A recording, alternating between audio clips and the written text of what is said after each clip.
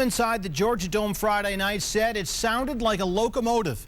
Mississippi State and Alabama were in overtime in their SEC tournament quarterfinal. Most inside, too caught up in the basketball to realize that a severe weather advisory was in effect for the Atlanta-Fulton County area.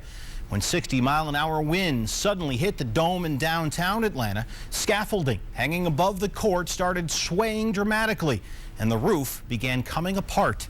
This after Alabama had tied the game with 2 seconds left in regulation. Michael Riley's three sent the game into overtime. Tide fans rejoicing. But then there was a dramatic shift in emotion for both sides. With the Bulldogs up 3, 2:11 left in overtime, you'll notice everyone suddenly stopped and looked up at the dome's Teflon-coated fiberglass fabric roof, which is designed to flex slightly during high winds, but instead it was ripping heavily. Cloth panels above the upper deck tore open. Metal bolts and washers fell from the ceiling. Large chunks of insulation and metal panels were just blown off the building. Above everyone's heads there, scaffolding, catwalks, and a temporary video board swaying in a breeze that it was suddenly felt inside the building. The Georgia Dome opened in 1992 and is as tall as a 29-story building. The insulation chunks and metal panels, some of which were as long as 25 feet, blown clear off the sides.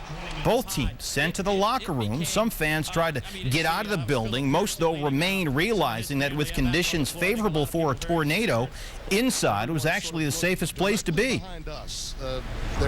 Inside, there was flooding caused by a water main break. Remarkably, no reported injuries. Significant damage outside, where large chunks of debris fell to the sidewalks. Other buildings in the complex, Phillips Arena, CNN Center, damaged as well. Once the storm cell blew through downtown Atlanta, the game resumed after a 64-minute delay. There was a 10-minute warm-up period before play got back underway. They picked it up in the overtime with Mississippi State up 3. Jamont Gordon the follow-up, and now the Bulldogs have a 5-point advantage. Everybody able to focus on basketball, at least for the time being. Ben Hansbrough at the line. Not there. Alabama pushes, but Mississippi State gets the big defensive play. Jarvis Varnado with a big block. Tide keeps the basketball. 5 seconds left. It rattles in and out. Mississippi State wins. SEC tournament seen a lot of memorable moments. None like this. Again, we planned for a lot of things. We sure didn't plan for a tornado. You know, what a moment that was. And for that moment, it made you forget all about that game. For that instance, I had no idea what was left on the clock and what was going on. And, like, we was coming down the court, and he was like, sound like a tornado. And, like, I was agreeing with him, and then, like all of a sudden, everything started moving, and everybody started running. Well, when it first happened, I could obviously looked up and saw everything swaying, and I didn't know what it was. I just knew something was happening, and wanted to get our team out of there. And the officials immediately said, why don't you guys take your team off the floor into the tunnel or into the locker room. Wild finish in the Minnesota-Indiana Big Ten quarterfinal. Eric Gordon, 3.4 to go, at the line down 2. He missed the first. Now he's got to miss the second on purpose. DJ White, the rebound. And the foul. So we're tied at 57, and now White's going to the line. He can put him up 1. But he missed it. Gets it back. Guess what? He's fouled again. So we'll go back to the line, Tubby. Missed the first. Here's the second. Knocks it down. Minnesota down 1. Tubby needs a TO, baby. 1.5 to go. The Gophers will inbound the basketball. Lawrence McKenzie. Bush on the inbounds. The baseball feed. It's caught. Hoffarber for the win. Oh! He got it! Yes, it counts! Minnesota wins! Blake Hoffarber. Here's how it sounded on WCCO radio in Minneapolis. It's in the air. Hoffarber has it, turns, throws it out. Yes! Yes! Yes! He hit it! Yes! Unbelievable! Gophers win it! 59-58. Yes, the Gophers do win it, but you're saying now, wait, Blake Hoffarber, Minnesota, and that rings a bell. You're thinking of the 2005 Minnesota High School State Championship, closing seconds of overtime. There's Hoffarber from his backside, forces double overtime. This was the ESPY for Best Play of 2005, and amazingly, Hoffarber does it again on Friday. Gophers now 20-12. They survive and advance. They'll get Illinois in Saturday's semis. USC and the top seed UCLA. That's USC super freshman O.J. Mayo. Strong to the cup. Three-point play, Trojans up 4. But check this out. Luke Richard Mbamute misses the layup and then lands on Davon Jefferson's foot. You can see how hurt he was by the expression on his face. Ben Howland says Mbamute won't play Saturday. This is the same ankle that sidelined him a month earlier. Darren Collison beats the buzzer. Bruins up 34-28 at the half. Second half, Kevin Love nails the three, part of a 15-2 Bruin run. They have a 7-point lead. Love had 19 points. USC down 4. It's Mayo with a strong move. He had 15 points to lead USC. That cut it to 2. They're down 3. Mayo says, you know what, I'm going to take it.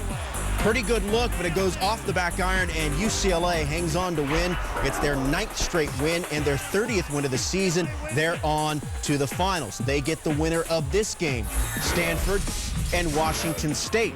Can Washington State get their first win against the Cardinal this season? They lost the 2 previous meetings. Derek Lowe for 3. You betcha. There you go.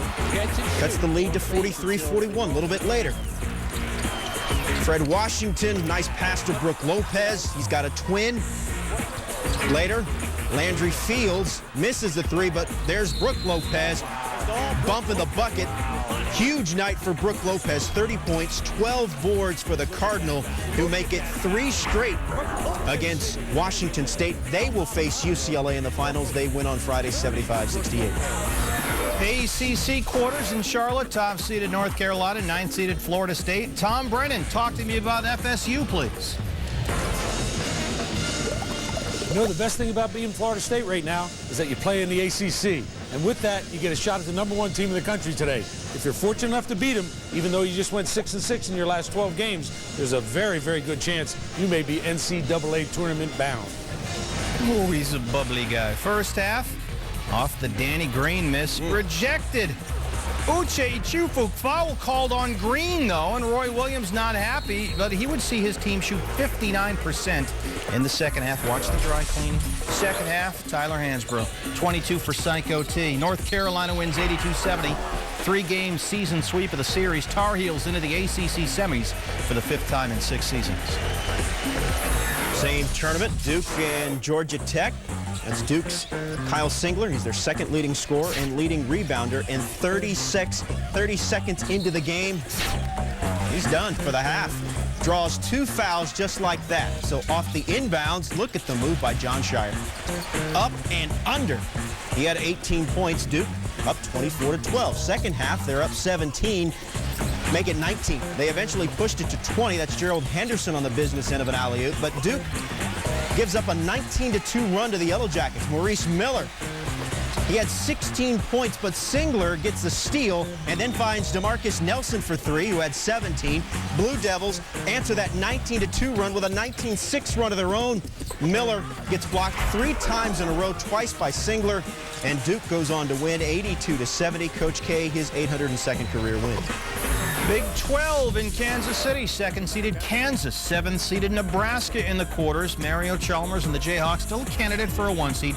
Paul Valander for 3. Huskers up 5 at halftime. Jayhawks 22 first-half points, a season low. Second half, though, it's a 14-4 Kansas run from Brandon Rush. Reversing himself, it's a 1-point Jayhawks lead. Sharon Collins here. Darnell Jackson there. 2 of his 12, they're up by 7. And then Mario Chalmers goes in here. This good for 2. Make it 3. He had 12. Jayhawks win 64-54. They're now 29-3, still in contention for an NCAA 1 seed. Texas is the top seed in the Big 12 tournament in Kansas City. They would also like to get a top seed in the NCAA tournament, taking on Oklahoma State. Final seconds, first half. Terrell Harris hits a 3. Cowboys led by 1 at the break. But in the second half, the Longhorns opened with a 14-zip run. There's DJ Augustine, leads the conference in assists, but here he's shooting it. Horns led 44-33. Texas isn't known for their front court and their low post presence, but Connor actually played big. He had a big block there in Terrell Harris, then on Martavius Adams. 4 blocks in the game. Damian James gets into the act. Cowboys started 3 for 20 in the second half. James 23 and 11, 3rd straight double-double against OSU. And they've beaten the Cowboys now 5 straight times. Big East into the semis at MSG. Georgetown 13-0 as the tournament's top seed facing West Virginia. Roy Hibbert scoreless against Nova Thursday, was a whole lot better on Friday. That's Joe Alexander. Looked good there, but had only 12 points on 5 of 16 shooting. This was Hibbert's day. Hibbert open for three. Splattered all over Manhattan. Just his third career three, 12-point Hoya lead at halftime. Second half, Alexander, here we go. Jesse Sapp, no. Hibbert, oh yeah. He was 12 of 17 from the floor, the follow, and the whole thing. Hibbert inside, he had 25 and 13, both season highs. Hoya's 27 and 4 into the Big East final. Mountaineers done at 24 and 10. The other semi, Pittsburgh beat Louisville Thursday. Trying Marquette on for size. First half, Sam Young puts Pitt up 11. He led all scorers with 12 in the first half. Second half, Levance Fields to Gilbert Brown. More bounce to the ounce. The conference's most improved player this past season was Sam Young, and he's now gone for at least 20 points in every game of this tournament. He had 22 on Friday. Marquette's Gerald McNeil to Dominique James. James did not shoot it well, didn't play well, did play hard though, as evidenced by this. He's showing some stick-to-itiveness, had just 8 points on 3 of 16 shooting, but then Sam Young grabs this errant shot, and the Panthers hit their free throws down the stretch, and they go on to the Big East Tournament Championship for the 7th time in 8 years. Earlier Friday in Atlanta, Tennessee and South Carolina in the SEC tourney. Bruce Pearl and Dave Odom sharing a moment. Odom retiring just one NCAA appearance in 7 seasons in Columbia. Zam Frederick trying to go out in style. 18 of his 24 in the first. Gamecocks up or within 1 at halftime. Second half, Wayne Chisholm knocks it down. 23 for Chisholm. That's a career high. Remember, Tennessee beat these guys by 33 less than a week ago. USC hanging in. Frederick misses. Devin Downey follows Gamecocks within 3. Downey at 26. Final 30 seconds. Downey, nice feed to Dominic Archie. 11 for Archie. And South Carolina leads Tennessee by 1. This would maybe kill the Vols' 1 seed for sure. 16 seconds left. Chris Lofton. Talk about a big shot. Lofton only 10 points, 4 of 12 shooting, but the big shot when the Vols absolutely had to have it and put them up 2. And the Gamecocks answer. Downey. Oh, misses. Nice move, though. Tyler Smith and Archie both go for the rebound. It's out of bounds. USC has the ball, 1.1 to go. Looks like Smith may have gotten away with a foul there. But South Carolina will have one last chance. 1.1 to go. Dave Odom trying to get something going here. Got to get a good look. 1.1. Archie never does get it off. Tennessee survives. Vols 29 and 3 into the SEC semis for the first time since 1991. They're in a bubble. Virginia Tech doesn't have a lot of room for error. They're on the bubble. Yeah, bubble. Bubble boy. 18 wins. Moops. Moops. Oh no, it's the Moops. 18 wins going into Friday's game against Miami. Well, let it rain. Miami's James Dew. Miami down 2 after that 3. Miami's leading scorer, Jack McClinton, was just 4 of 17 from the field. A.D. Vazzalo, the block. That leads to J.T. Thompson. Hokies led by 4 at the break. Second half now. Hokies down 1. J.T. Thompson. Look at the hustle here. Hey, give me that rebounding, all about effort and want to. You got to want it. Finds Malcolm Delaney. He was 4 or 5 from 3, 15 points. Hokies up 2 after that. Darren Washington, using his trick stick, felling up the game breaker. He had 14 points. Hokies out-rebounded Miami 51-25. They win 63-49. Ohio State, 19 wins, 5 seed in the Big Ten tourney, hoping to solidify its bubble in the quarters against 4-seeded Michigan State. And Drew Neitzel, who was held to only 6 points in their recent loss to the Buckeyes. First half, Neitzel, oh, he's ready for some payback. Knocks it down, tied at halftime. Second half, P.J. Hill looking for Hunter. The Buckeyes hanging around here within 3 as they finish there. But off the inbound, it's Neitzel. You got to contest a little bit better than this on the inbound. Yeah, 5-point Spartan lead. Neitzel hit 6 threes. He had a season-high 28. Michigan State wins. They're 25-7 into the semis where they lost to the Wisconsin Badgers last year.